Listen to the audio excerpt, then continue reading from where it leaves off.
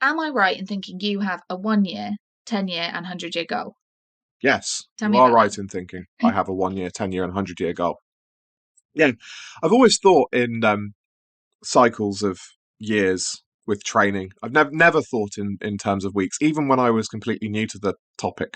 When I first started going to the gym way back in kind of 2009, maybe a bit before then, I've always thought in years, decades, and the reason for that is primarily down to my major influences, the people I was reading about at the time. So, as I've mentioned before, that very first gym I went to had been open for donkey's years, and all the men there had been training for donkey's years. And they told me to look up people like Reg Park, which got me into strength training. And then when I got into strength training, I discovered a powerlifter called Jim Wendler, author of a training system called 531. And he talks heavily about training in terms of, when you look at training in terms of decades, the little ups and downs don't matter, little tidbits of wisdom like that. So that informed my approach to training from day dot. Now it's much more refined. My thinking around it's much more refined. Actually, my objectives for training have very little to do with the specifics of training. So if we look at my 1 year goal right now, well, my 1 year goal is to significantly increase my cardiovascular fitness. Now, why is that? And this is the important part of the thinking when you're doing this long-term goal setting. Well, I want to improve my cardiovascular fitness so that I can keep up with my little girl who will be, how old will she be in a year's time? Nearly 5. Yeah. So she's going to want to be starting to do little sports and charging around the park, which she already does that.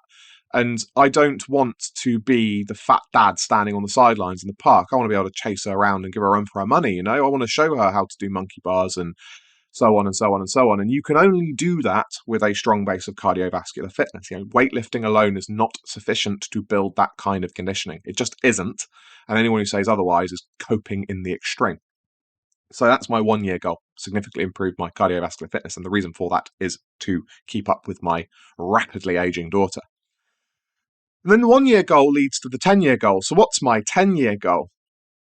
Well, my 10-year goal is to remain in peak condition to look after my little girl as she ages. So, so she's going to be 15, 10 years time, 14, 15. Well, what's her life going to look like then?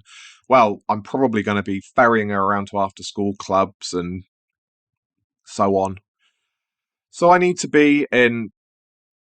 I need to maintain excellent condition to do that because, the demands of work, the demands of life in general get heavier as you get older. So, so by starting that work on my cardiovascular fitness now and continuing to do that for the next decade, well, even though it's probable that my overall fitness will decline, I will be able to arrest that decline insofar as is reasonably possible. And if we push it out a little bit to maybe 15 years from now, well, she's going to be moving home, isn't she? And to do that, I'm going to need to be able to shift furniture and travel around while she views houses, all these little things. All these little things. That's my reason for that.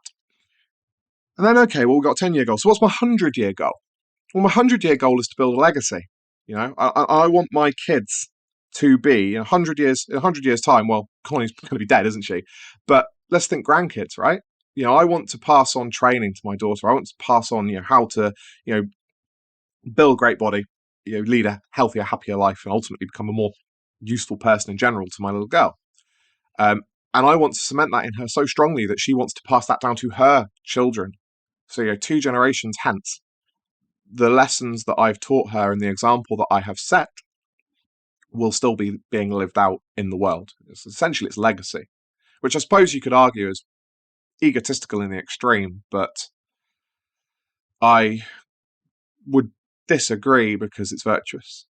To pass on these fitness lessons to my kids, who will then pass them on to their grandkids, who may well pass them on to their grandkids. Well, that's pretty cool, isn't it? Yeah, and I think, well, lots of greats have done it. Gary Halbert wrote his letters, and they're still being read and learnt from. Marcus Aurelius's Meditations, Well, yeah, I thousands of years old. I don't think he knew that they were going to be published. No, I know. Seneca, Seneca's letters, yeah, neither of them did know that were going to be published, and I don't think either of those people could have been, well, Seneca or Marcus Aurelius could have envisaged publishing on the scale that we have it today, considering the printing press wasn't invented back then. Mm. Uh, But I'm sure it informed the way they lived their lives to know that they were passing on wisdom. oh yeah, well that's long been a great tradition. You know, wisdom was the mass dissemination of information. As I say, it started with the printing press in the middle of the last millennium. It's when we had mass dissemination of information. But the idea of, fathers passing things on to their sons, who then pass things on to their sons, there's a long tradition of that. Yeah, it goes right back into antiquity. We've been doing that. It's a pillar of Western thought. Yeah. This idea of, the patriarch of the family passes on his information to his offspring, who then do the same. And I guess the beauty of the 1, 10, 100 system gives you kind of 3 focuses. You can kind of look at your feet, look a mile ahead, and look at the future. How do you balance focusing on those 3 things and not getting lost in one or the other? Okay, so ultimately, I don't really think about them very much. This is a sort of exercise, this 1 year goal, 10-year goal, and 100-year goal thing, something you could probably do in an afternoon, maybe a couple of afternoons if you really want to give it some thought. But after that, it's actually a tool that you use to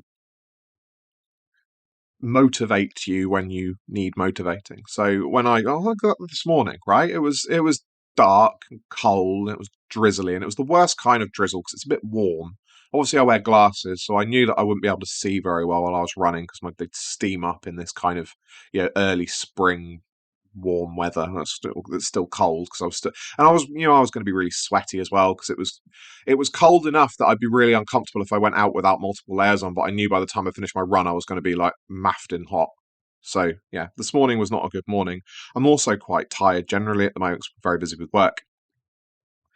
So what made me make the decision to actually go out for that run this morning was being mindful of those goals. It's like, okay, well, obviously Connie is not massively smart yet because she's still only 3. But I was like, well, what would my daughter think if I went and sat on my ass and scrolled on Reddit for 2 hours instead of going for do a 25-minute run or whatever I did this morning? What would she think of that? Is that an example to set?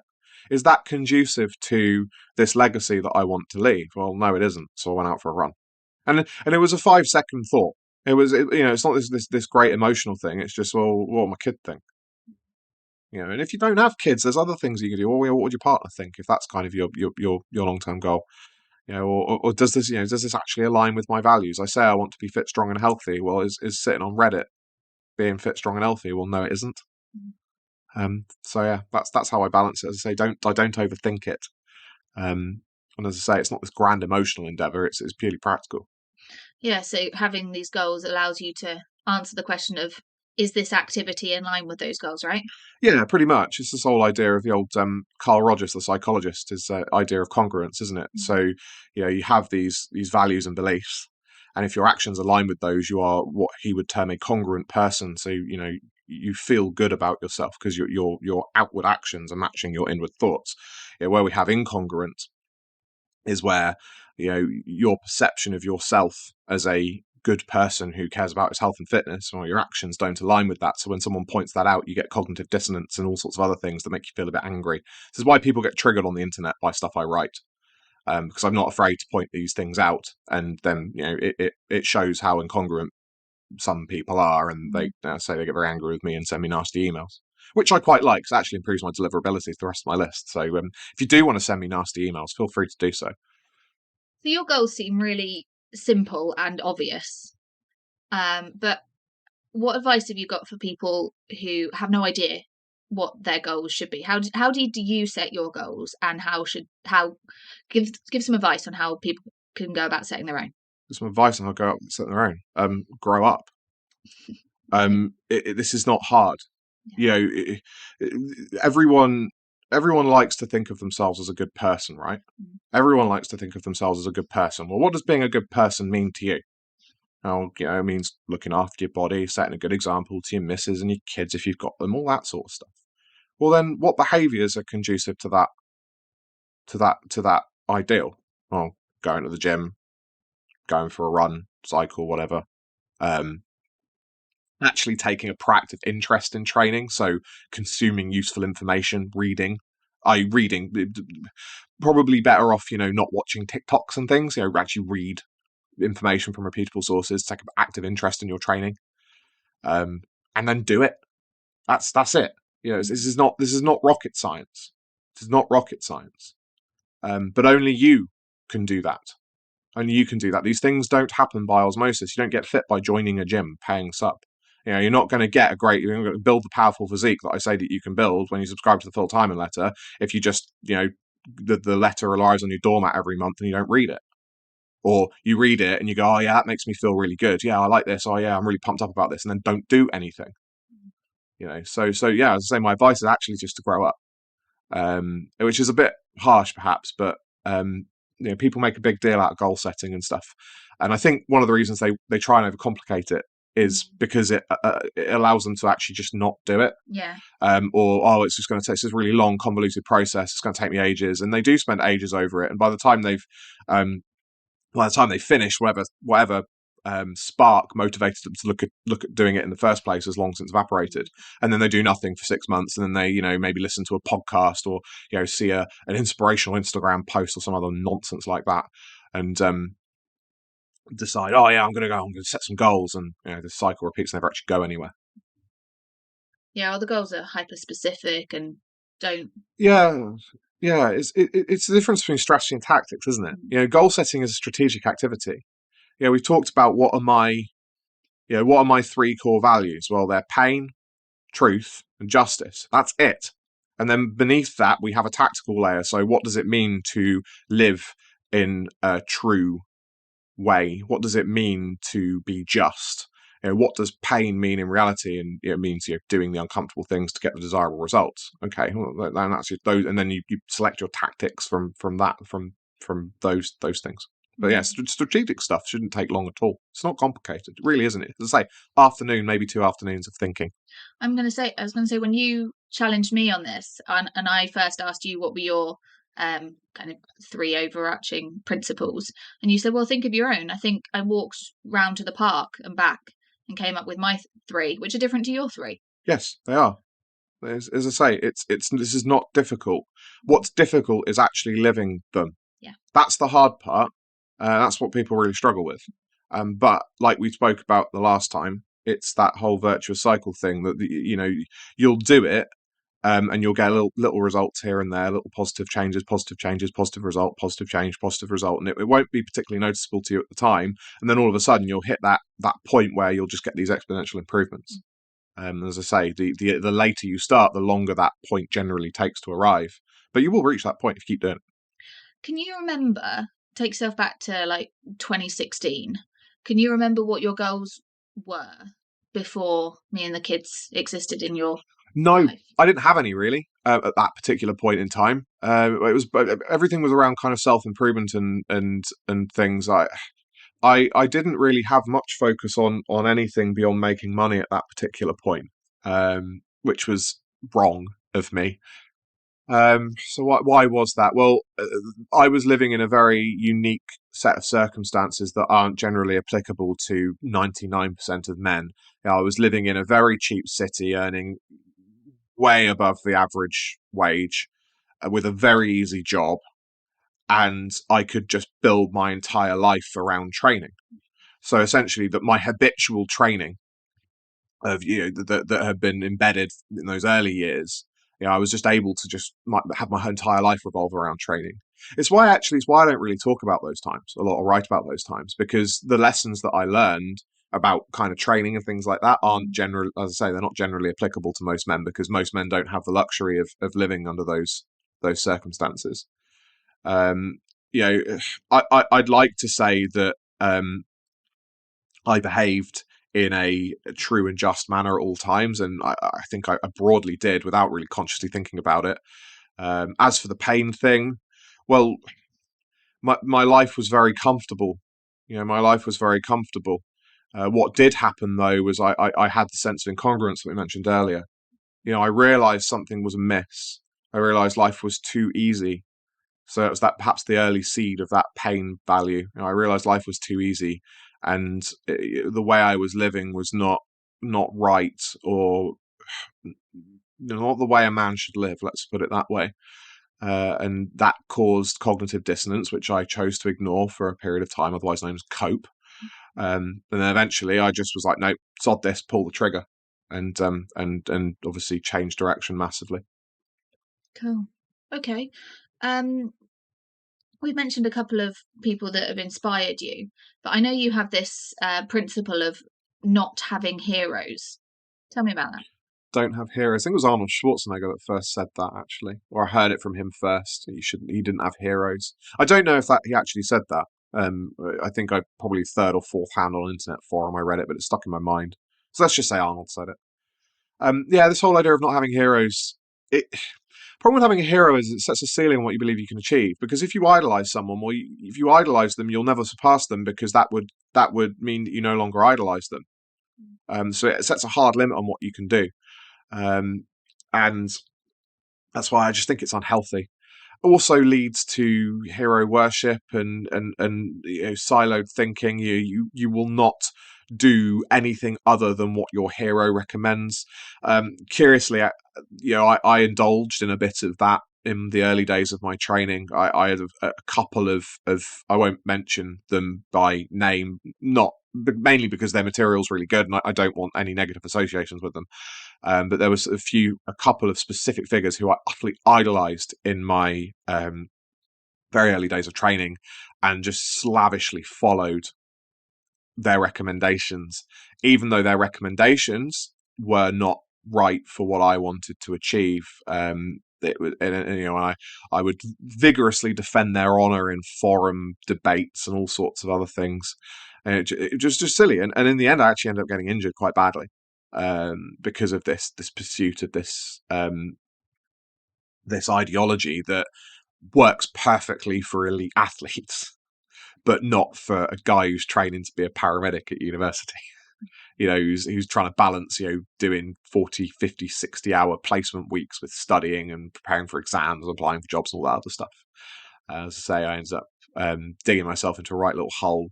And then there was another incident that happened a few years later with someone else that I idolized, and again followed those training methodologies, thought they were the only way to train, it's the only way to do it, and ended up doing myself a right mischief as a result. So yeah, that's why I don't have heroes. It just leads to narrow thinking and closed-mindedness and doing things that aren't necessarily optimal for you in your circumstances.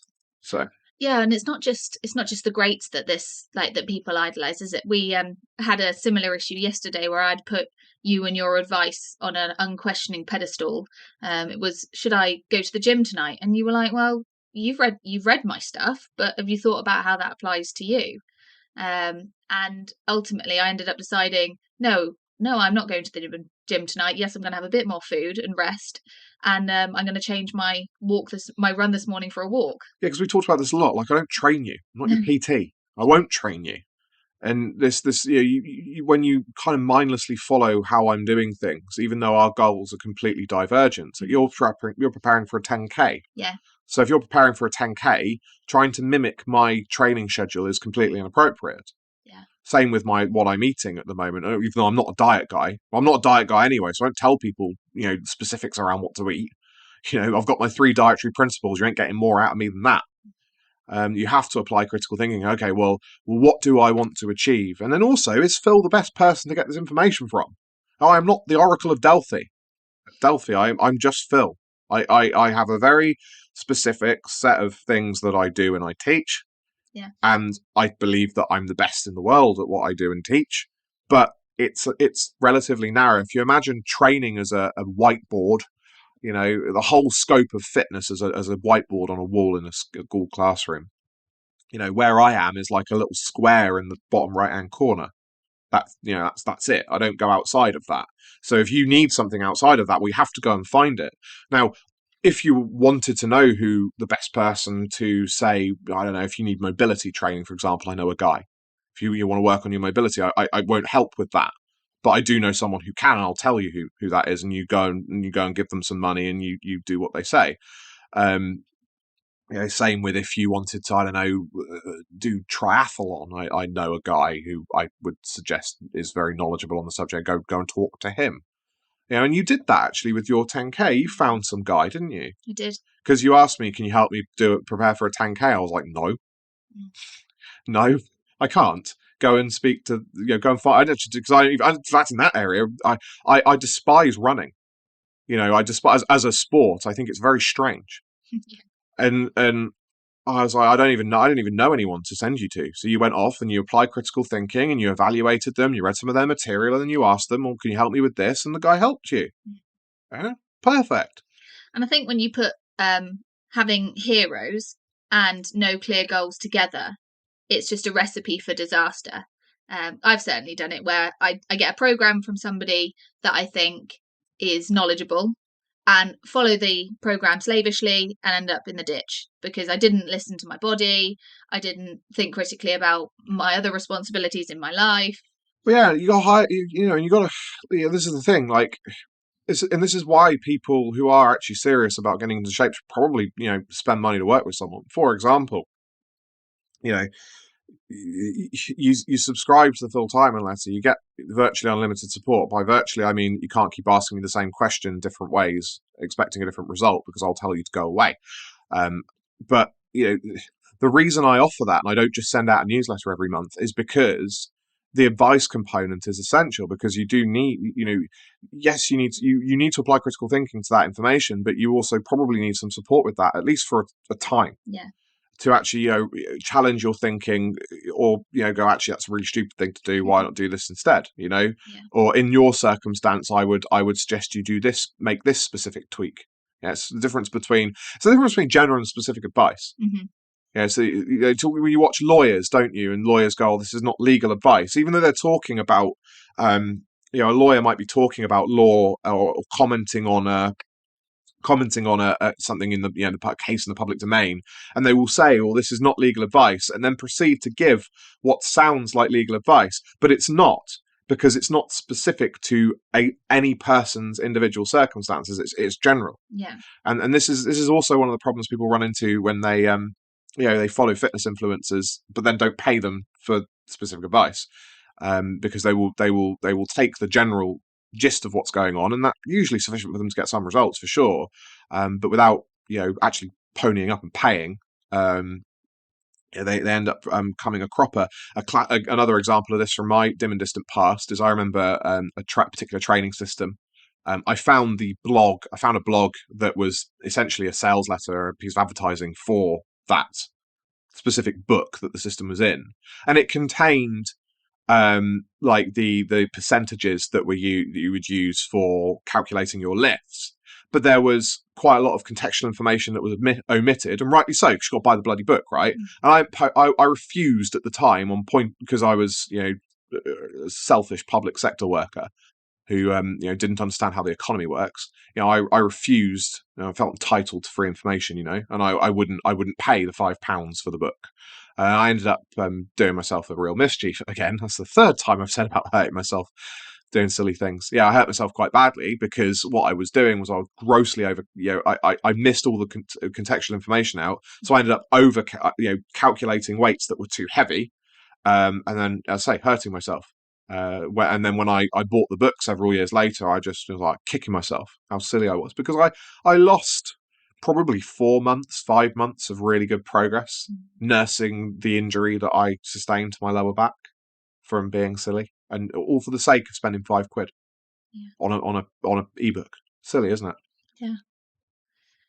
Cool. Well, that was really fascinating. So I think we'll end it there. Excellent.